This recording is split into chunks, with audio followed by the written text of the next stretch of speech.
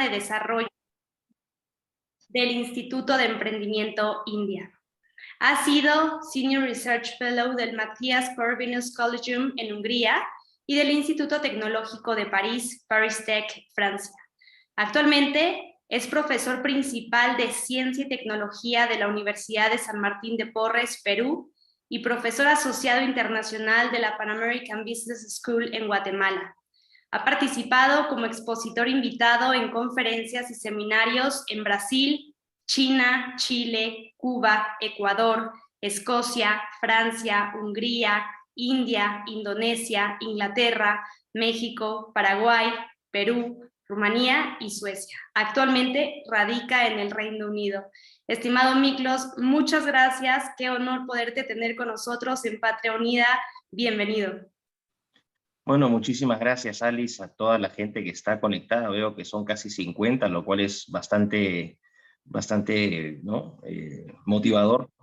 Y bueno, contento de estar con ustedes. Creo que están haciendo un buen trabajo. Es una gran iniciativa la que tienen ahí con Patria Unida, así que contento de aportar a su emprendimiento.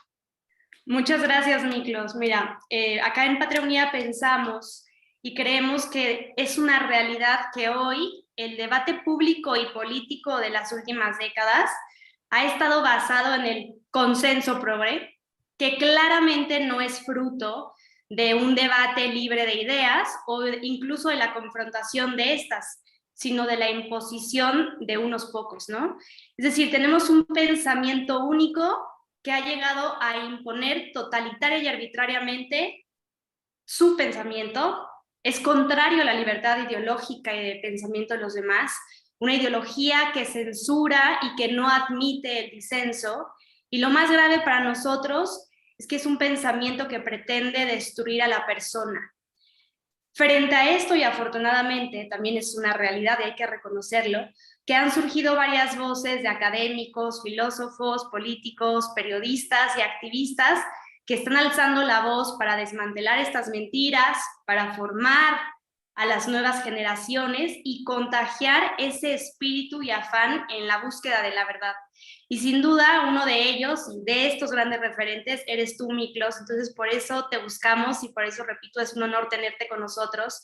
Y nos gustaría, para iniciar esta charla, que nos pudieras explicar qué entendemos y de qué hablamos cuando nos referimos a la batalla cultural. Bueno, gracias, Alice.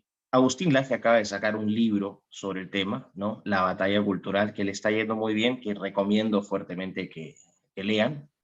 Y bueno, lo que pasa es que tú la cultura la puedes definir de varias maneras, pero para hacerlo sencillo es todo aquello, ¿no? que afecta a nuestras vidas que no esté relacionado necesariamente con lo político, con lo económico. Es aquello que no necesariamente tampoco nos aporta algún valor monetario, que nos puede aportar un valor espiritual, un valor estético, un valor ético. La cultura es producto de interacciones, es producto de las relaciones interpersonales, las relaciones colectivas que se han forjado durante siglos, ¿no? La cultura de hoy no es algo que surge espontáneamente, sino que es un legado que ha ido moldeándose con el paso del tiempo. Y por lo tanto, de alguna manera, la cultura también es una conexión con nuestros antepasados. Y es también la cultura una especie de regalo que nosotros le dejamos a las generaciones futuras.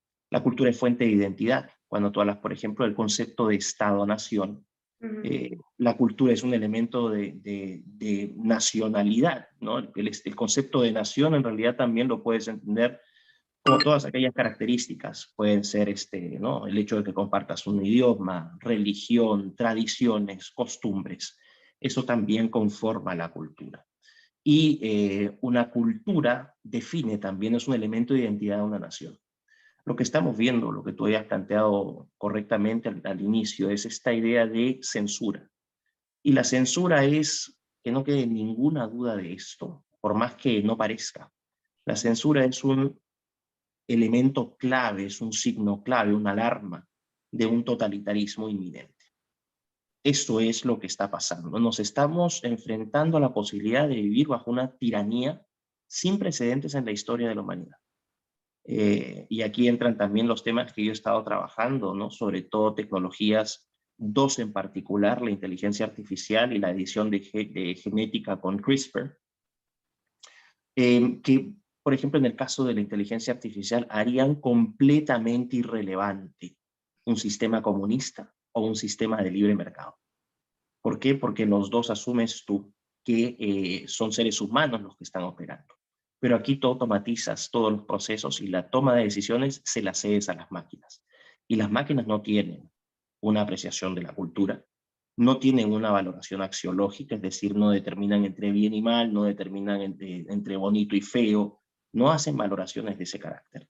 Simplemente pasamos a ser números. Lo que estamos viendo hoy también de alguna manera con el impulso clave de la tecnología, porque esto sí es algo que me precio de haber introducido, esta idea de que la tecnología tiene que ser considerada un elemento clave de la batalla política, de la batalla cultural, ¿no? A la que hace referencia Agustín, y también, porque tú hablaste al final de tu pequeña introducción, hablaste de que atenta contra la persona, también es fundamentalmente una batalla antropológica. ¿Y Así por es. qué? ¿Y por qué? Y cortito con esto cierro. Si no me creen, vean las aberraciones, los crímenes que se están cometiendo, crímenes de lesa humanidad, ojo, crímenes de lesa humanidad contra cientos de miles de adolescentes en todo el mundo que están siendo sometidos a mastectomías, a castraciones, ¿no? Para transformarlos de sexo, y niños que están siendo sometidos de una manera brutal a terapias de hormonización. Así que esa es la cultura que se nos está tratando de imponer, una cultura de desprecio hacia el ser humano.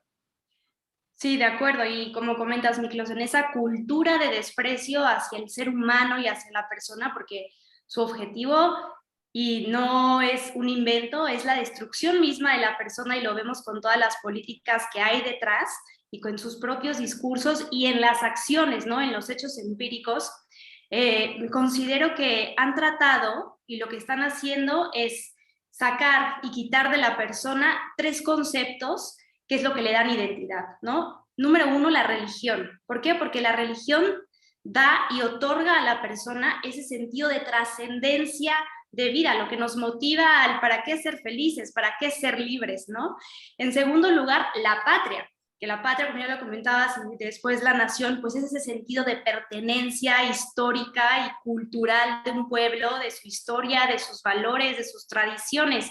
Y finalmente la familia como la célula básica y natural de la vida humana y por tanto de la sociedad, ¿no? Entonces, patria, familia y religión son esos elementos que ayudan a la persona a ser lo que representamos. O sea, lo que somos y lo que estamos llamados a ser. Sin ellos, cuando tú se los eliminas a la sociedad, a la persona, pues quedan entes sin identidad, ¿no? Quedan personas completamente disgregadas, sin un sentido de pertenencia, de arraigo, más aún importante, sin un sentido de trascendencia, y entonces, ¿qué logran? Pues tener títeres, y cuando tú tienes títeres, logras conquistar sus conciencias, los manipulas, y a través de todas sus ideologías, pues están logrando ganar esta batalla, ¿no? Y hay que dejarlo muy claro. Creo que es un error asumir que el hombre puede asumir y aspirar a su perfección con sus propias limitaciones naturales, ¿no? Y basado únicamente en el cientificismo, que ha sido también otra de sus banderas, ¿no? Entonces, en este mismo sentido, ya lo mencionaste anteriormente brevemente, para la batalla cultural, tú me dices, la batalla es cultural, pero la guerra es antropológica y la respuesta es bioconservadora. ¿A qué te refieres con esto? Ya empezaste a tocar un poco el papel que tiene la tecnología con esto, cómo la han venido usando ellos para mal y cómo debemos usarla nosotros para bien, para que realmente sí sea al servicio del hombre y no el hombre una manipulación de la tecnología. Es gracioso porque hace poco estuve en Monterrey, en el Congreso de la Iberósfera, estuve con Agustín, bueno, estuve con Pablo Muñoz, con Agustín Laje, estuvo Javier Milei, etc. Y fuimos una noche a comer con Agustín y empezamos a discutir sobre el tema de la batalla cultural y la batalla antropológica, ¿no? Entonces, al final llegamos a una conclusión de Rey Midas, ¿no? O sea, es como determinar qué es primero, el huevo o la gallina. Entonces, al final quedamos claro, ya las dos son batallas, las dos son batallas que van De hecho, van de la mano. Creo que esa es Así es. una conclusión inteligente. Efectivamente, lo que tú estás viendo ahora es esta falta de apreciación por lo humano. Esto creo que es el punto de partida. Y cuando tú hablas de eventos políticos y económicos, culturales, no sociales, religiosos, etcétera, tú necesariamente tienes que incorporar a la variable tecnológica. No se, esto que quede absolutamente claro a toda la gente que nos está escuchando, que me siento muy feliz, son casi 100, así que vamos bastante bien. Eh, no se puede entender lo que está ocurriendo hoy en el mundo si es que no se incorpora la variable científico-tecnológica y sobre todo el potencial que tienen algunas tecnologías que han dejado de ser ciencia ficción para convertirse en realidad, ¿no? Y yo he mencionado antes en mis conferencias, por ejemplo, el desarrollo de la ectogénesis, que fue un concepto acuñado por John Burston Haldane, que fue un biólogo evolucionista británico, ¿no? En 1927, él es uno de los precursores del pensamiento transhumanista. De hecho, estoy escribiendo mi libro al respecto, el 24 de septiembre lo lanzo en México. Así Excelente. que, bueno, y Haldane hablaba, ¿no?, de esta idea de la ectogénesis. Haldane hablaba del hombre mecánico. Mira, en el 1927 ya estaba hablando de que el hombre natural era un error, se había agotado su modelo en la evolución y que había que pasar a tomar control de nuestro proceso evolutivo y transformarnos literalmente en lo que él llamó hombre-máquina, que no vendría a ser otra cosa que un cyborg. ¿Ok? Bueno, en esa época obviamente se le tomó como un futurista, pero en estos tiempos ya tienes esas tecnologías. Por ejemplo, el caso de la ectogénesis, que es el concepto que él acuña, que es la gestación fuera del útero materno por medios artificiales, úteros artificiales. No es que estén perfectos o que todavía funcionen a la perfección, tienen un montón de problemas, no puedes llevar a término completo un embarazo o una gestación de un ser vivo en estos aparatos, pero ya se ha probado que son técnicamente viables. ¿A qué voy con todo esto? Todavía seguimos discutiendo y me da mucha risa cuando escucho a los libertarios, estos que se creen muy modernos y que tratan a los conservadores como unos desfasados medievales. Estos sujetos siguen anclados, liberales también, marxistas también, ¿no? Siguen anclados en disputas ideológicas de los siglos XVII y XX. Y me da muchísima risa cuando vienen y te hablan, uy, estos medievales que se han quedado anclados en el pasado. Muchachos, me siguen discutiendo a Basquiat, me siguen discutiendo a Smith, me siguen discutiendo a Hayek, con todo el valor académico e intelectual que tengan estos intelectuales que siempre van a aportar algo interesante para la reflexión. Lo que hace la tecnología es volver irrelevantes muchas o si no todas de esas teorías. ¿Por qué? Porque nuevamente parten de un modelo donde el protagonista es el ser humano. El problema es que al ser ideologías de estos periodos, tienen una concepción del ser humano que es una concepción empíricamente refutada, porque ellos aportan una concepción del ser humano, de un ser humano perfecto racional. En el caso, por ejemplo, de los liberales, no hablan del homo economicus, este ser que toma siempre decisiones costo-beneficio y que nunca se equivoca. O sea, el homo económico siempre no va a hacer el análisis, lo que más le convenga, eso es lo que va a decidir. Y por el otro lado tienes a los marxistas que te están diciendo que el proletario pues, es un ser lleno de virtudes, es un ser perfecto, no, es un oprimido por el capitalismo. Son concepciones absolutamente teóricas del ser humano. El ser humano, de ahí parte el punto del conservadurismo con el cual yo me identifico, no en todo, pero sí en gran parte, que el conservadurismo es el único pensamiento político que acepta las limitaciones naturales del ser humano. Acepta que el ser humano es un ser imperfecto. Y este es un punto de vista validado empíricamente, es decir, por los hechos, por la experiencia y por la realidad. Entonces, volviendo a lo que tú me decías, todas estas tecnologías, ahora que se está discutiendo temas económicos y políticos, que si es más mercado, más Estado, mientras el rodillo progresista sigue avanzando, destruyendo nuestra infancia, destruyendo nuestros adolescentes, a nuestros jóvenes, fragmentando a la sociedad, despreciando a los ancianos, inutilizando y mandando a la jubilación temprana a millones de personas, ¿no? Con el cuento de la guerra, del precio del gas, del coronavirus. Lo que ha ocurrido en los 2 últimos años es que esta manga de malnacidos, porque no tienen otro nombre, han destruido los cimientos de economías que estaban caminando relativamente bien. Y se está fabricando una enorme crisis. Entonces, ¿a qué voy con esto? Va a quedar un estado de la naturaleza jovesiano. Ya lo estás viendo ahora en países. Sri Lanka, por ejemplo, es un caso concreto. Sri Lanka es un estado jovesiano, o sea, tuvo que salir el presidente poco menos que corriendo, porque si no lo masacraban. Es un país que empezó a aplicar todas estas políticas ya de hace unos 5 o 6 años, y los resultados están ahí. Un país quebrado.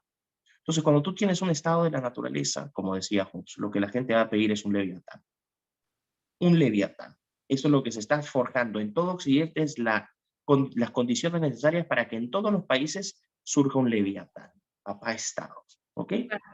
Ahora, es un Estado que no va a estar mediado por personas o necesariamente administrado por personas, sino que, como te decía, poco a poco los procesos de toma de decisión van a ir tercerizándose gradualmente a los algoritmos, a las máquinas. La gente dice que esto es ciencia ficción. Muchachos, tenemos que estar en la cresta de la ola, no esperar a que nos llegue la ola para recién reaccionar. Es la oportunidad del conservadurismo para no ser reactivo, no, sino para ser contrarrevolucionario. Y los grandes problemas, yendo a todo esto, los grandes problemas que van a surgir también van a ser de carácter ético. ¿A qué me refiero? Cuando se empiece, por ejemplo, ya estás viendo los primeros apuntes, ¿no? Lo que ocurre, por ejemplo, con estos crímenes que te he anotado, las mastectomías, las castraciones. Pero más adelante, quién sabe, y esto es una hipótesis, pero ¿qué pasa si surge de repente en las noticias una información que han creado el primer híbrido humano canino? Puede parecer absurdo ahora, pero no se sorprendan si en 10, 15, 20 o 30 años más esto empieza a surgir. ¿Por qué? Sí. Porque se va a haber relativizado tanto la figura del ser humano. Se la va a haber degradado tanto, porque nosotros somos una porquería, somos los culpables del cambio climático, de matar a los animalitos, de matarnos entre nosotros, que hemos poblado el planeta, que somos burros. Siempre esta cultura de culpa, ¿no?, al ser humano, donde se está engrandeciendo y elevando la calidad moral de los animales e incluso de los robots en desmedro de los seres humanos. Un cortito nomás. Lo que pasa es que estoy elaborando algo ¿no?, para que quede más o menos claro el punto. Existe una ley en el Reino Unido que fue publicada el año pasado, el Animal Welfare Bill, ¿no?, o la ley de bienestar animal, que exige a los tratantes, por ejemplo, de experimentos o de tratamientos médicos, que si en animales vertebrados con 2/3 de preñez, a los animales que van a ser sacrificados por A o B razón, tiene que inyectárseles anestesia primero, ¿no?, a los fetos, para que no sufran. Y por el otro lado tienes leyes que se están tratando de pasar en Nueva York, por ejemplo, para asesinar a bebés de hasta 9 meses. Sí. Te cuento, Entonces, dime. perdón por el paréntesis cultural, pero hace un mes, junto con un amigo y mi esposo, fuimos a un museo de arte contemporáneo aquí en la Ciudad de México, el MUAC. En la primera sala era una sala con una mujer embarazada y un letrero que decía, ¿por qué vale la pena abortar? Y entonces todas las causas que según ellos vale la pena asesinar a tu propio bebé, porque es la realidad, el aborto es el asesinamiento, o sea, es el homicidio de tu propio hijo. Y en la segunda sala había un diagrama en el que te decía, ¿quieres tener un bebé? Sí, no. Entonces tú te ibas al no. Qué bueno, porque ya existe una sobrepoblación, porque el hombre ha sido el destructor del mundo, etc. O sí, has pensado que vas a traer un hijo más a que sea infeliz en este mundo lleno de inseguridad, crueldad, maldad, sobrepoblación, etc. Y al final, la conclusión de las dos ramas, del que sí querer tener un bebé y el no querer tener un bebé, concluía en, ¿no te has planteado salvar una especie en peligro de extinción? Y entonces te aparecía un delfín, un oso panda, y del otro lado de este diagrama volteabas y era una pantalla de cine gigante con una mujer nadando embarazada. De repente veías literalmente sangre y resulta que estaba dando a luz un delfín. Y te decían, tú puedes ya salvar a las especies animales en peligro de extinción. Salimos de ahí sin palabras, fríos. Yo dije, si ya lo están planteando en los museos, es porque seguro detrás ya vienen estos experimentos y es increíble cómo en la primera sala te dicen mata a tu propio hijo y en el otro te dicen que tengas tú a un delfín. Estamos ya. Ujú. Claro, o sea, bueno, yo no sé si lo tomaría, vamos a decir, literal. Ahí probablemente también existiría esta representación del ser humano benevolente, ¿no? ¿No? Sacrificándose por la madre tierra. Esa podría ser también otra interpretación, aunque no descarto que existan, que de hecho hay experimentos que ni conocemos. De hecho, ya puede haber resultados que tampoco conocemos. Estas especulaciones que estoy planteando hoy quizás ya se hayan materializado. El punto es el siguiente. Cuando tú devalúas tanto al ser humano, y cuando tú tienes todos estas herramientas tecnológicas, literalmente corres el riesgo de cambiar la antropología, es decir, generar una nueva antropología a partir de la tecnología, un cambio antropológico. Y ese cambio antropológico también te puede llevar directamente a nuevas formas de control. Control político, control económico y sobre todo un control demográfico. Porque esta tesis del control demográfico no es, por favor, a toda la gente que cree que esto es teoría de conspiración, no sean burros y no sean funcionales, ¿ok? No, en serio lo digo, porque me harta escuchar a idiotas que de repente te ponen, este es un conspiranoico. Yo digo, mano, por lo menos si es que algún consuelo me queda es que tú vas a ser uno de los primeros. O sea, por lo menos vamos a plantearlo en esos términos. Hay una agenda abierta de control demográfico. Y esta es la lógica. La lógica es crisis climática, ¿no? Destrucción del medio ambiente. Esto te plantea un riesgo existencial. Este riesgo existencial lo produce el ser humano, que es una plaga y que utiliza la herramienta del capitalismo para destruir a la madre tierra. Por lo tanto, gran reseteo, vamos a atacar el problema. ¿Cómo? Vamos a atacar a la plaga. ¿Qué se hace con las plagas? Se eliminan o se reduce su número y vamos a entrar a nuevos modelos sostenibles. Ya no vas a hablar de capitalismo, sino vas a hablar de la economía de los stakeholders, de la economía circular, la economía del donut, la economía de la felicidad y todas estas estupideces que no tienen ningún valor, ninguna importancia y que son simplemente distractivos. Esa es una parte. Hay un componente de control demográfico por razones malthusianas, o vamos a ver, por justificaciones malthusianas, ¿no? Thomas Robert Malthus, 1798, publica, ¿no?, el ensayo sobre la población, donde establece, ¿no?, que la población crece exponencialmente y los recursos crecen aritméticamente. Y cuando se cruce la curva, ya no va a haber alimentos para sostener a la población, se proyecta un futuro de miseria, de hambre y de violencia. ¿Ok?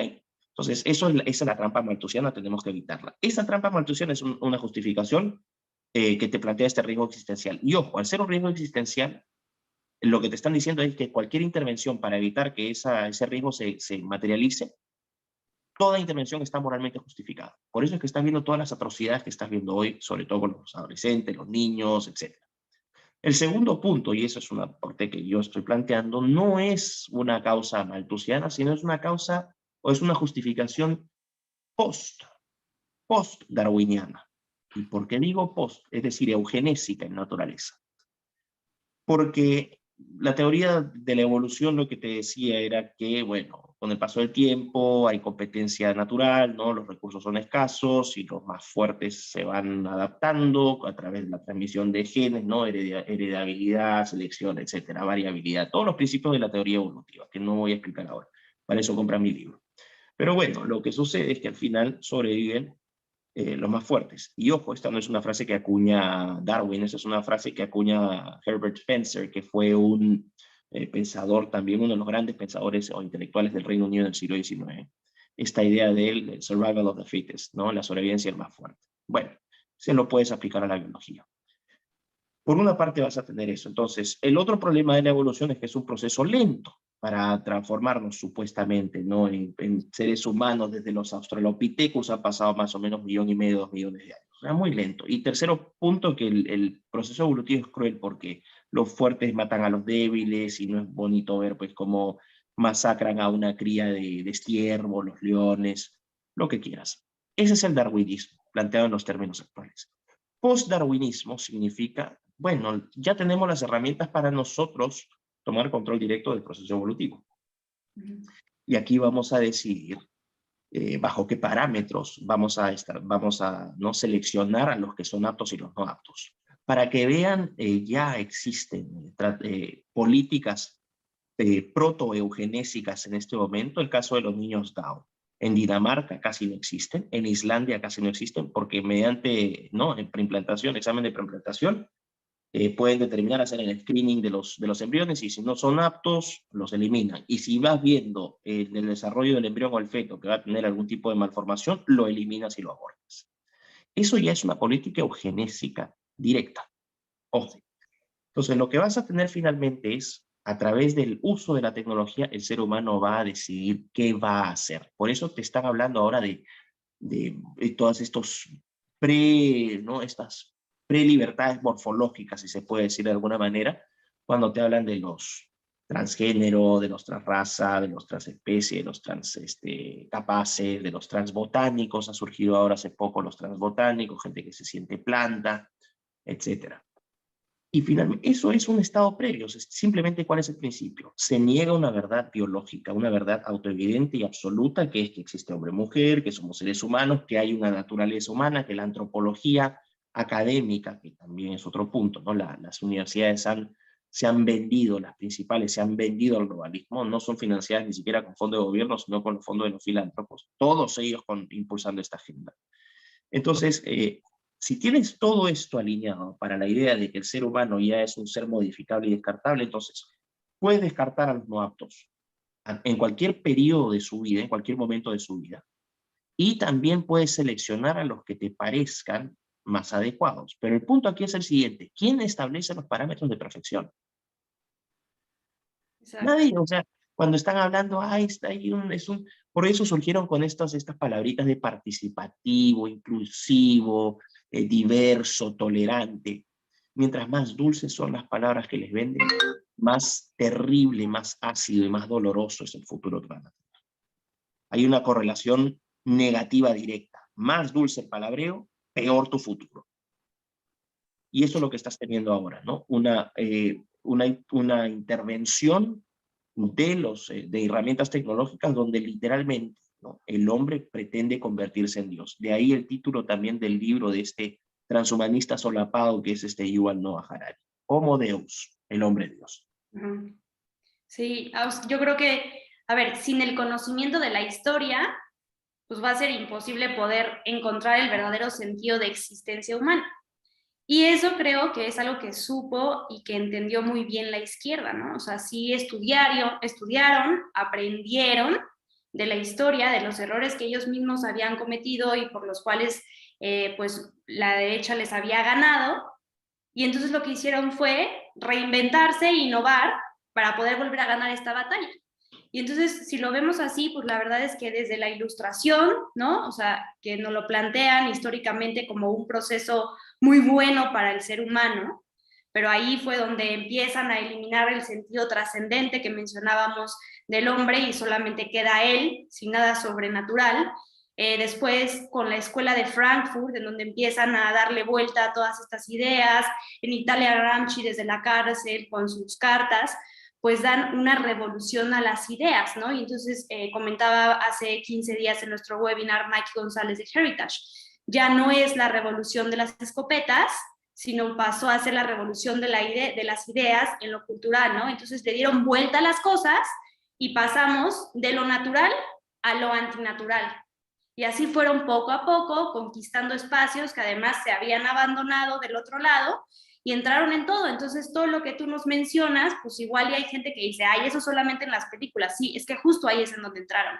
Al cine, al arte, a las canciones, a la música, a la academia, en las empresas, ganan la narrativa. Y entonces así es como ellos pues han logrado avanzar y crecer y han ganado pues tristemente esta batalla, ¿no? Entonces es imposible vencer sin combatir, porque finalmente estamos defendiendo el ser y el ser es defenderse. Entonces aquí tenemos una pregunta para ti, Miklos. ¿Tú cuál consideras que son los principales o los primeros pasos que debemos dar para ganar terreno en esta batalla cultural y en esta guerra antropológica que bien mencionas tú. O sea, ¿qué podemos como personas comunes y corrientes desde nuestra vida ordinaria hacer para empezar a avanzar en esta batalla que además, pues decimos, defendemos el sentido común, ¿no? Lo normal. Estamos defendiendo a la persona, a la familia, a la libertad. Entonces, quisiéramos que nos dieras aquí tips de qué podemos hacer. Bueno, en realidad estrategias dependerán de cada país, de cada comunidad, ¿no? Lo que yo puedo establecer son principios, por lo menos son con los principios que rijo yo mi vida, ¿no? El primero es un compromiso absoluto con la verdad. Punto de partida esencial. Claro. Un compromiso absoluto con la verdad. ¿Te están diciendo que 2 más 2 es 5? No, 2 más 2 es 4, al costo que sea. Así es. Ojo, al costo que sea. Y la gente tiene que estar dispuesta, ese sería el segundo paso, consecuencia. La gente tiene que estar dispuesta a darla. No hay batallas donde no se arriesgue nada. Y más en este periodo donde se arriesga todo, quizás. Pero tú no puedes ganar una batalla si no la peleas. Tú no puedes ganar una batalla si juegas con las reglas del enemigo y las aceptas. Claro. No puedes ganar una batalla si es que te sometes a sus instituciones y a sus mentiras. Es imposible. Entonces, el tercer punto, no estás solo, somos mayoría. Ojo, la gente cree que esto no es cierto. Es la más absoluta verdad. Quienes rechazamos toda esta basura del arco iris, somos una abrumadora mayoría. Y me van a decir, pero ¿cómo? Si yo veo en la televisión que están ahí. Bueno, porque efectivamente se crean espejismos. Desde la televisión te están tratando de hacer ver que tú eres un poco menos que un marginal y te tratan como un marginal, como una basura, ¿no? Como un misógino, un homófobo. O sea, si es que no estás de acuerdo con que licúen a un niño de 5 meses en el vientre materno, entonces tú eres un misógino, odias a la mujer. Si tú no estás de acuerdo que estén castrando a personas o adolescentes, ¿no? Porque quien se cree mujeres, eres un homofóbico, y eres un transfóbico, y eres un intolerante. No, carajo, no soy ni transfóbico, ni homofóbico, no. Soy un defensor de la verdad. Y soy un defensor de la humanidad. Tenemos que revalorizar lo humano. Hoy se está aplicando un desarrollo tecnológico que somete al ser humano a la tecnología, cuando esa relación tendría que ser inversa. Eso es clarísimo. Tercero, organizarnos, sabiendo que somos muchos, organizarnos. La gente dice, aquí tengo que hacer una crítica, sobre todo, no sé cómo será el caso completo de México, yo voy a hablar de mi país en Perú, y de algunos otros países que he podido visitar en América, ¿no? La respuesta política siempre la lideran los protestantes. Los protestantes se les critica, ¿no? Y en Perú ellos reconocen, mira, nosotros no tenemos los cuadros intelectuales de los católicos, pero nosotros solo somos los que salimos a pelear. Entonces ahí, por ejemplo, en el catolicismo, no sé cómo será el caso de México, espero que no, el católico tiene que dejar de esconderse en la oración, porque la oración le va a ayudar para ciertas cosas, pero la oración no les va a resolver todos los problemas, ¿no?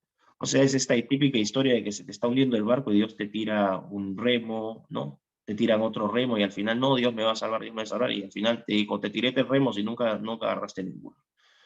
Si te dan un sopapo, no es para poner la otra mejilla. O sea, quizás la primera sí, la segunda, pero ya cuando es directa la intención de destruir tu cultura, tus valores, tus creencias, a tus hijos, ¿m?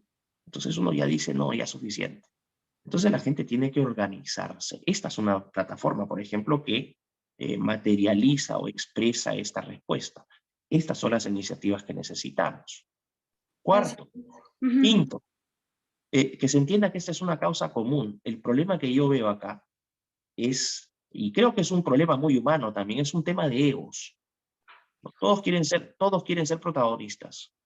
Y lamentablemente no todos pueden ser protagonistas, ¿no? Por lo menos hay funciones. Una lanza no solamente tiene la punta de la lanza, necesitas el mango, ¿no? Entonces la gente tiene que entender de qué lugar puede aportar mejor. Hay gente que tiene talento para unas cosas y hay gente que tiene talento para otras. Hay gente que a la mala se trata de presentar como líder de opinión y realmente no sirven para eso. Y hay gente que quizás no tenga, vamos a decir, una exposición, ¿no? Una presencia importante o que no cumpla con los cánones socioculturales. Da lo mismo, esas cosas tienen que ser erradicadas. Los mejores para cada función son los que tienen que estar al frente. Yo, por ejemplo, desde lo que hago, ¿no? Si yo veo que hay alguien siempre, y siempre lo he hecho, si veo que hay alguien que tiene alguna capacidad especial, que transmite un mensaje original, que puede ser de gran utilidad, yo no tengo ningún problema en presentarlo y hacerlo conocido. Se hace tremendamente conocido, fantástico, nos va a servir a todos, ¿no? Pero también la gente dice, ay, pero ¿cómo puedo yo ayudar? Bueno, es eso, la sexta. Todo aporte suma, o sea, cada playa está formada por arena y cada arenita, ¿no? Cada playa con arena tiene un granito. Pero ese granito es parte de esa playa. Y si sumamos varios granitos, hacemos. Entonces, aplicar el principio de Adam Smith, división del trabajo, ¿no? Y especialización del trabajo. Si eres bueno en diseño gráfico, bueno, colabora en diseño gráfico. Si eres bueno comunicando, comunica. Si eres bueno investigando, investiga. Si eres bueno haciendo activismo, haz activismo. Cada uno con alguna función que le quepa. Todas las funciones son igualmente útiles, igualmente dignas. Y todas ayudan. ¿Por qué? Porque al final no se trata de lo que uno hace o lo que no hace. ¿Qué es lo que se viene? Mi motivación son los niños.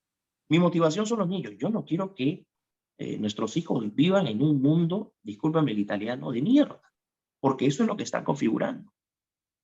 Y yo pude, y siempre lo he dicho, o sea, con el perfil profesional que tengo, mis compatriotas en Perú lo saben, yo ahorita si fuese un progresista en Perú hubiese sido ministro, candidato presidencial, quién sabe qué cosa, o estaría ganando cientos de miles de dólares en algún organismo internacional, como un parásito de organismos supranacionales.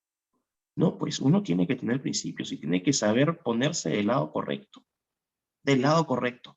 Entonces, si tú me dices consejos, esos. Ya cada estrategia la afinarán cada uno pues de acuerdo a su realidad. Claro, yo creo que ahí también es bien importante algo que pasa. Creemos y estamos en la comodidad, ¿no? Entonces, bajo el pretexto, que a veces nos pasa a muchos, de estar cumpliendo con lo ordinario, no le entramos a lo extraordinario, ¿no? Y ahí es en donde está el verdadero reto y lo que mencionas tú, o sea, ese compromiso absoluto por la verdad al costo que sea y hasta donde tope, porque el posmodernismo sí llegó a deconstruir la historia, ¿no? Y no a deconstruir, esa fue la palabra que ellos usaron para que no se escuchara mal, porque la realidad es que llegó a destruir la historia, los valores, las tradiciones. Y entonces, bajo el discurso del relativismo, ¿no? Nos han dicho, no, no existe la verdad. La verdad es relativa, cada quien piense lo que quiera, pero en realidad ellos llegan e imponen su verdad. Y si tú piensas distinto y si tú cuestionas, te censuran, te atachan de facho, ultraderecha, fascista, que digan lo que quieran, estamos defendiendo la verdad, estamos defendiendo el sentido común y como decías tú, estamos defendiendo lo más valioso que tenemos, que es la persona. Entonces no tenemos que tener miedo a hacer eso, ¿no? Otra cosa, dicen que todas las culturas son respetables, pero la de Occidente ha sido la culpable de todo y entonces su objetivo es destruye los valores de Occidente, destruye a la cultura occidental. ¿Y qué es la cultura occidental? Pues toda la filosofía griega, el derecho romano y el cristianismo, que finalmente ha sido lo que hizo que se potenciara Occidente y lo que nos ha permitido a nosotros estar en donde estamos hoy. Enarbolan los derechos humanos, ¿no? Y bueno, santifican los derechos humanos, todo ya es derecho humano, pero eso sí, abren la puerta al transhumanismo y destruyen a la persona, ¿no? Y aquí es otra pregunta que quiero hacerte ahorita. ¿Qué hay detrás del transhumanismo? ¿Qué es eso y cuál es el riesgo que presenta para nosotros? Y proclaman la intolerancia, pero instalan la corrección política, ¿no? Entonces, bajo estos nuevos dogmas que ellos traen de la ideología de género, el catastrofismo climático, el indigenismo, la desaparición del Estado-Nación, todos los LGBT, el aborto, pues está esta destrucción con la corrección política. ¿Qué hay detrás de este transhumanismo tan grave que ya está en la puerta de la esquina, Michael? Bueno, mira, lo que pasa, bueno, del transhumanismo he hablado un montón. Seguramente la gente que está viendo este vivo, la inmensa mayoría va a decir, no, ojalá que ya no hable más de transhumanismo. Lo que voy a hacer es, para hablar del transhumanismo, los voy a derivar a mi canal de YouTube. Ahí tengo unos videos espectaculares sobre este tema, ¿no? ¿Y qué te puedo decir para aportar un ángulo distinto? El transhumanismo finalmente es una expresión, ¿no? Es el, la elección que, o, ¿no? La opción que escoge aquel que cree que valemos igual que un oso panda y que es fantástico pensar en la posibilidad de convertirnos en robots. Si te gusta eso, te vas al transhumanismo. El fundamento filosófico del transhumanismo es el utilitarismo. Y el utilitarismo es una propuesta, una perspectiva filosófica que surge en el siglo XVIII. El principal, bueno, el principal proponente, el padre del utilitarismo es Jeremy Bentham, ¿no? Ujú. Jeremy Bentham que, ojo, mira, ahorita está disecado en el University College of London, lo disecaron al hombre, está disecado, es una cosa increíble. Bueno, Bentham toma la idea de, él no plantea esta idea, ¿no? De la mayor felicidad para las grandes, o sea, ¿no? La mayor felicidad posible para el mayor número de personas. Ese es el principio del utilitarismo, así de sencillo. La mayor felicidad posible para el mayor número de personas. Ese es el principal planteamiento del utilitarismo. Ese planteamiento no fue de Bentham, lo plantea un ilustrado escocés, James Hutchinson, ¿no? Que fue, estamos hablando de un filósofo moral del siglo XVII en Escocia. Bueno, la cosa es la siguiente. A partir de esta idea, se establecen entonces los parámetros. Si se trata de la mayor felicidad, ¿qué nos produce felicidad? Y bueno, John Stuart Mill, que es uno de los grandes representantes del liberalismo inglés o del socioliberalismo, ¿no? Social liberalism británico, él establece, mira, lo que ha planteado Bentham es correcto. Pero no es lo mismo porque hay cosas que nos dan más placeres y otras que nos dan menos placeres. Placeres, eso nos da felicidad. Entonces ya el utilitarismo lo asocias directamente con, de manera natural, casi espontánea, ¿no? ¿Qué nos hace felices? El placer. Y lo que hace Mill es refina esta idea. Entonces el placeres superiores y placeres inferiores. Entonces él decía, ¿no? No es más feliz un chancho, ¿no? Que come, ¿no? La cochinada en el suelo que Aristóteles, por ejemplo, leyendo algún tipo de obra de su maestro Platón o quién sepa qué cosa. Entonces, se establece esta idea de los placeres superiores y inferiores. Al tú establecer esta idea, de hecho, Bentham tenía una herramienta que se llamaba la calculadora ¿no? hedónica, donde determinaba qué placeres eran más y qué placeres eran menos. Aquí entras a otro problema. Ya no es solamente la clasificación de los placeres, sino que esto necesariamente te lleva a establecer rankings. Poco a poco pasas de lo cualitativo, de lo subjetivo, a lo cuantitativo, racional y objetivo. Entonces ya empieza, ya no es tan importante los sentimientos, no, todo puedes calcularlo, puedes establecerlo en niveles de rankings. El utilitarismo, que obviamente Bentham no tuvo esta intención. Si Bentham viera lo que es el utilitarismo ahora, se muere. Pero el utilitarismo benthamiano sí ha derivado es es una de las grandes perspectivas filosóficas responsables de esta desvalorización y de esta cosificación del ser humano, ¿no? De hecho, hoy la variante más fuerte del utilitarismo es el utilitarismo hedonista. Es el utilitarismo que se orienta al placer. Y uno de los grandes postulados del transhumanismo, que lo plantea David Pearce, que es uno de los fundadores del movimiento transhumanista mundial, a quien entrevisté en mi canal de YouTube para que no lo quieran ver. Pearce te dice, hay un imperativo hedónico. Es imperativo que nosotros manipulemos nuestros genes para que podamos llegar a niveles de sensación, de placer nunca antes experimentados. Es más, esta modificación genética nos va a hacer moralmente superiores. Mira esta asociación. Ni siquiera se ha descubierto cómo funciona el cerebro, la función del cerebro no se tiene claro, pero ya están hablando de que manipulando genes vas a ser un ser moralmente superior. Es una locura. Y ojo, para que no creas que, porque me dices, pero ese David Peters no lo conoce nadie. Ya, ok. Entonces sí van a conocer o probablemente la gente que me escuche no, pero en la comunidad académica internacional sí se conoce mucho a un bioético australiano que se llama Julian Savulescu. Y Julian Savulescu es director, ojo, director del Uehiro Center for Practical Ethics, el Centro Uehiro de Ética Práctica de la Universidad de Oxford. ¿Y qué te dice Savulescu? Que es discípulo de Peter Singer. Y aquí voy a hablar un poquito de Peter Singer. Savulescu te dice, sí, es maravilloso, manipulémonos genéticamente porque vamos a ser más morales. El maestro, el referente de Savulescu es un filósofo australiano que se llama Peter Singer, el padre del utilitarismo hedonista. Singer escribe en 1975 un libro que se llama Liberación Animal, que da inicio a todo el movimiento animalista, lo que se llama el especismo. Esta idea de que el ser humano no es especial choca directamente con los postulados del cristianismo, que no tiene un lugar especial. No, dice, eso son tonterías. Nosotros somos todos seres sintientes. Estandarización absoluta con lo que está ocurriendo ahora. Todos somos seres sintientes.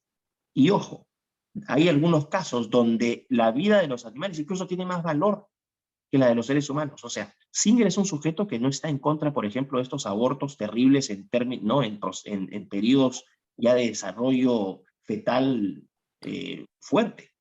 Entonces, todo esto, fíjate, nace entre otras cosas. El relativismo es uno, que tú planteabas, es una parte. El hiperracionalismo, el racionalismo que empieza a surgir con la revolución científica, el método baconiano, estamos hablando del siglo XVII. Pero el utilitarismo es un fundamento filosófico clave de todo el proceso de destrucción y de devaluación del ser humano que hoy estamos viviendo. Claro, y a ver, dando seguimiento a lo que nos planteas, leía con Fulton que una característica de las civilizaciones que están en decadencia es que las grandes masas de gente realmente no son conscientes de la tragedia que está por venir y de lo que están viviendo. Entonces, en este sentido, y también uno de los participantes nos pregunta, dice, si bien la izquierda y el progresismo son el ejemplo perfecto de la ventana de Overton bien aplicada, y así es como ellos ganaron terreno, entonces nosotros tenemos que aplicar la ventana de Overton para recuperar terreno perdido. ¿Qué tenemos que hacer y por dónde debemos empezar, ¿no? Y en ese mismo sentido, pues sí, desde Patria Unida nos gustaría que nos dijeras qué podemos y debemos hacer los mexicanos conservadores convencidos de nuestros principios, entrones, con contundencia, sin miedo y sin tibiezas en dar esta batalla, para hacer conciencia en la gente de los riesgos que estamos viviendo. ¿Por dónde empezamos? ¿Qué hacemos? Bueno, a las cosas que ya les había dicho, los consejos que ya les había dado, tú no puedes dar una batalla exitosa si no conoces bien al enemigo y si tú no sabes dónde estás parado, tú no puedes exigir educación si eres un ignorante. Entonces, ¿contra qué peleamos? Peleamos contra una maquinaria gigantesca de enorme poder, de un poder económico superlativo, ¿no? Nunca antes visto en la historia. Es una coalición de filántropos que por su amor a la humanidad obviamente están tratando de, ellos cuidan por nuestro bienestar porque nos aman, ¿no? Y obviamente a través de estos organismos supranacionales, fundaciones, universidades, etcétera, etcétera, etcétera, están canalizando un montón de dinero. Y ojo, también manipulando leyes para que después incluso seamos nosotros, los contribuyentes, con nuestros impuestos también pagamos, ¿no? Las guillotinas con las cuales después nos van a decapitar. O sea, es un sistema entre aportes filantrópicos y nosotros financiando la propia basura que nos están metiendo. Lo que tienes que hacer es conocer a tu enemigo. Y esto implica entender qué es lo que está pasando. La gente tiene que formarse. Cuando hablamos de formación, tiene que entender, ¿no? Nosotros hacemos lo que podemos. O sea, Agustín, por ejemplo, aporta el ángulo político. Nico Márquez también aporta el ángulo político. Pablo Muñoz Iturrieta aporta el tema del género, del feminismo, del aborto. Lupe Batallán, aborto, eutanasia, ahora está entrando con temas de pornografía, súper importantes, ¿no? Y yo vengo con el paquete de la filosofía política y la tecnología, que creo que es importante. Entonces, estamos haciendo lo que podemos. Necesitamos refuerzos. Pero, ojo, y esto es la gente va a decir, pero ¿cómo? Yo no recomiendo que la gente solamente vea nuestros videos. Por favor, no se queden en eso. Empiecen a profundizar más, porque ustedes, para dar una respuesta efectiva, eficiente, lo que tienen que entender es cómo funciona todo. Entonces necesitan conocer, estudien, fórmense. Antes de hablar, antes de repetir tonterías, confirmen. De partida digan, ¿quién me está informando? Esto es en general, ¿ah? ¿Quién me está informando? ¿Quiénes son los que me informan? ¿Por qué me están informando esto? ¿Cómo puedo yo probar que esto está haciendo, que esto es verdad? ¿No? ¿Qué propósito tienen? ¿Qué intereses tienen los que me están informando de estas cosas? Ahora, por ejemplo, veía, cortito, ¿no? Este juez supremo que tienen en México, un tal Saldívar. Terrible, sí. El Es que presidente de la Suprema Progre de Justicia de la Nación la llamo yo. es una cosa, y yo puse, de hecho, porque ya no pude soportar tanto descaro, y le puse, ¿no? Este compromiso, este compromiso militante con la agenda del arco iris no es espontáneo. No estoy diciendo nada malo, simplemente estoy haciendo un cuestionamiento, pero definitivamente llegar a ese nivel de fanatismo, siendo el presidente del sistema de justicia de tu país, ya te dice cuán corrompido está el sistema. Así es. Ni siquiera voy a hablar de si recibió dinero o no, estos son especulaciones. De todas maneras, algún tipo de incentivos, no estoy diciendo que sean dinero, así que no me pueden decir nada, ¿no? Algún tipo de incentivos podría haber recibido, en condicional también para evitar cualquier problema, ¿no? Entonces, ¿por qué gente que supuestamente ocupa altos cargos de poder está apoyando esta basura? Ahí también podríamos lógicamente inferir que no es un tema espontáneo. Toda esta ideología, toda esta agenda arcoíris, que es el feminismo, el LGBT, el género, el especismo, ¿no? El tema del racismo, el multiculturalismo, el alarmismo climático, todas estas funcionan a través de mecanismos de incentivos y desincentivos. Incentivos puede ser dinero, puede ser cargos, puede ser presencia mediática, puede ser foto con tu ídolo, puede ser alguna conferencia internacional en Suiza para que digas que eres famoso, te pueden dar un premio, te pueden dar un fellowship, te pueden volver referente siendo un completo imbécil, o sea, te pueden financiar tu canal de YouTube, lo que sea, hay miles de incentivos. Ya, tú estás con la línea, con la agenda, vas a tener incentivos. Los desincentivos, basura, ¿no? Estigmatización, exclusión, hostigamiento laboral, incluso en algunos casos pérdida de la vida. Cuando son, lo que ha pasado ahorita, por ejemplo, con Shinzo Abe en Japón, que todo el mundo dice, uy, ¿cómo pudo si Japón a Shinzo Abe lo han mandado a matar? ¿Por qué? Porque estaba hablando de que Japón, por ejemplo, tuviese independencia militar frente a la amenaza china. Bueno, eso ya escapa al análisis, esto es mucho más complejo, pero a lo que voy con esto es, tienen que entender por qué ocurren estas cosas. Y ahí están los aportes que podemos hacer nosotros, pero son aportes incompletos. Fórmense leyendo, por ejemplo, nosotros estamos recomendando lectura, siempre estamos dando fuentes, escuchen siempre a los mejores. Y si no saben algo, cállense. Si no pueden llegar a conclusiones fehacientes, no concluyan, ¿no? Por ejemplo, yo he escuchado un montón de estupideces sobre el tema de las vacunas, ¿no? Diciendo que no, que tenían nanobots y que, mano, hay cosas que son especulación. Si no se pueden confirmar, no las den por ciertas. No significa, ¿no?, que uno pueda inferir que hay alguna cosa mala, pero siempre sean muy rigurosos en lo que están difundiendo, en lo que están afirmando, sean precisos con las palabras, ¿no? Ahí quizás también entra el tema de que algunos son buenos para comunicar. Si no son buenos para comunicar y no les da para esto, entonces no hablen tanto, ¿no? O sea, difundan entre sus familiares, entre sus amigos, difundan lo que han aprendido, formen, ¿no?, las asociaciones de padre y familia en los colegios. ¿Tú crees que van a estar felices si van ahí, viene un no sé cuántos trans a enseñarles educación sexual? Por favor, lo sacan a patadas, así sea trans o no sea trans, o sea, porque ni siquiera es una cuestión de la condición trans. Cualquier sujeto que venga a hablarle a mi hijo de sexo con todas las barbaridades que se enseña ahora, yo le bajo el casete de una patada en el hocico. Entonces, la gente que sepa, ¿no?, que de dónde viene todo, que empiecen a formarse. Es una cuestión que toma tiempo, pero háganlo, porque si no es imposible que, no puedes ganar una guerra si no sabes contra qué combates, imposible. Justo. Sí, convencidos de que, a ver, es imposible vencer sin actuar, ¿no? Pero para actuar hay que Así conocer es, sobre qué estamos, ¿no?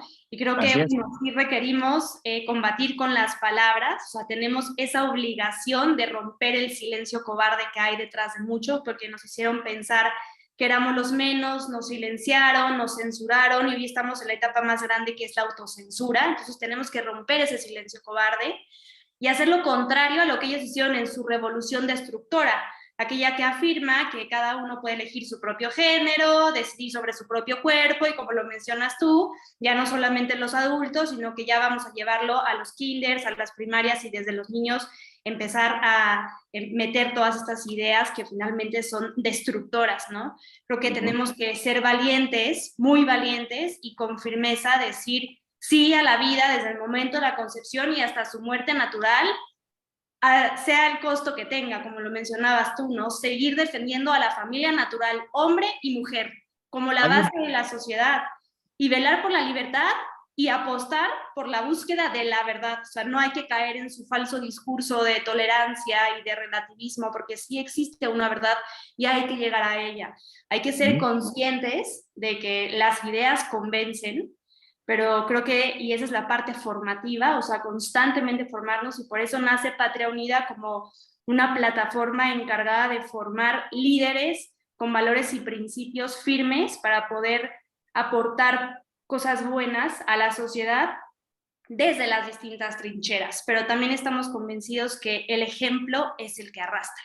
Y entonces ahí viene la formación de la unidad de la persona, para que no solo seamos personas muy inteligentes, con muchos conocimientos, sino capaces de poner todo este conocimiento al servicio de los demás, ¿no?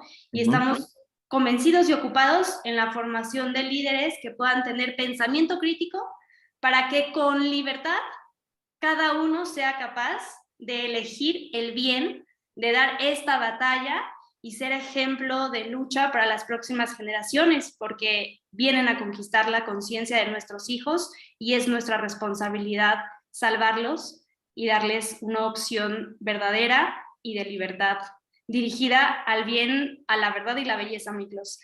Para no, concluir. completamente de acuerdo. Y otra cosa también, o sea, tampoco hay que, yo siempre soy muy responsable, o trato de ser lo más responsable posible, porque entiendo que hay gente, por ejemplo, que se juega el trabajo y no es poesía, ¿no? Si pierden el trabajo, su familia no come, o sea, hay que poner las cosas siempre en contexto. Siempre hay que aplicar aquí lo que, hay una de las variantes de la ética normativa, es la ética de la virtud, o virtue ethics, que nace de Aristóteles. Y Aristóteles hablaba de la media dorada. No se trata de ser un cobarde, pero tampoco un irresponsable. Encontrar la media dorada. O sea, no se trata de ser un revolucionario total y no, un pasivo. No, hay que encontrar siempre la media dorada. Tenemos que aplicar siempre la media dorada, a obrar con inteligencia, ¿no? Obrar con compromiso, obrar con un compromiso sobre todo con la verdad. ¿Qué consideramos valioso y qué vale la pena defender? O sea, ¿con qué cosas podemos vivir, ¿no? En nuestra conciencia, con cuáles no? Entonces, aquellos que somos padres de familia, sabemos que nuestros hijos son lo más importante, y ahí no va a haber ningún tipo de negociación de nada. Entonces, hay gente que tendrá otras motivaciones, será el abuelito, será la esposa, será la novia, lo que quiera, ¿no? Pero por sobre eso también están peleando por su país, están peleando por sus tradiciones, por sus costumbres, por su cultura, por su libertad, por todo aquello que es lo más importante al final, que probablemente lo dimos por descontado, ¿no? Que lo teníamos siempre gratis, y ahora estamos viendo qué valiosos son y cuánto, ¿no? Y cuánta falta nos hacen. Entonces, creo que esas cosas vale la pena defender. Así es, Miklos. Pues nosotros muy agradecidos nuevamente porque nos dieras esta charla tan interesante, tan apasionante. Además, pues sabemos que para ti ya es de noche, casi madrugada. Decirte que cuenta con Patria Unida para poder exponer todas tus conferencias, para poder exponer tu futuro libro, porque como dices tú, lo que más requerimos de este lado es unión, ¿no? Humildad y trabajo siempre en unidad, así que cuenta con nosotros para todo. Nuevamente, muchas gracias, y acá tenemos muchas personas que están comprometidas con la verdad, con el bien, y entronas para dar esta batalla hasta donde tope, convencidos de que estamos del lado correcto de la historia en el deber ser. No, Muchas gracias. muchísimas gracias, Alice. Y ya para cerrar, gracias a las 130 personas que estuvieron conectadas, ¿ah? Realmente estoy muy contento por eso. El 24 de septiembre, Ciudad de México, sale mi libro, así que ahí voy a hablar de estas y más cosas. Y bueno, del 24 de septiembre al 22, 23 de octubre voy a estar con Nico Márquez, Pablo Muñoz Iturrieta y Agustín Laje de gira por México. Excelente, Así que pues te haremos ahí, difusión y seguramente ahí nos veremos. ahí nos veremos. Un saludo y muchísimas gracias. Cuídense Gracias a todos. ti, Miklos. Hasta luego, Buenas gracias. noches a todos, hasta luego. Hasta luego.